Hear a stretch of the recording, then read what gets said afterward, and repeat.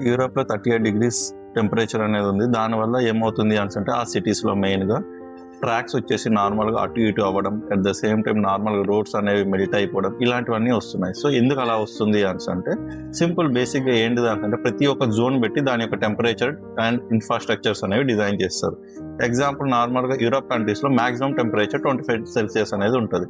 అదే మన ఇండియాకి వచ్చేసరికి 40-45 డిగ్రీస్ అనేది నార్మల్‌గా సెల్సియస్ అని ఉంటుంది. దాని ప్రకారంగా ఇంజినీర్స్ అనేవి డిజైన్ చేస్తారు.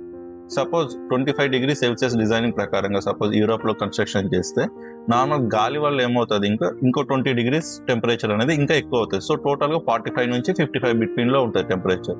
సో దానివల్ల ఏమవుతది అంటే ట్రైన్ ట్రాక్స్ కావచ్చు, రోడ్స్ కావచ్చు మెల్ట్ అనేది అయిపోతది. సో దాన్ని ఇంజినీరింగ్ టెర్మినాలజీలో ఏమంటారు అంటే సన్ కింక్ అని అంటారు. సో దాని ప్రకారంగా ఇప్పుడు బ్రిటన్‌లో 27 డిగ్రీస్ సెల్సియస్ అనేది ఉంటది మాక్సిమం. సో దాని ప్రకారంగా ప్రతి ఒక్క కంట్రీలో అలా ఇన్‌ఫ్రాస్ట్రక్చర్స్ గానీ and everything will be designed for the engineering.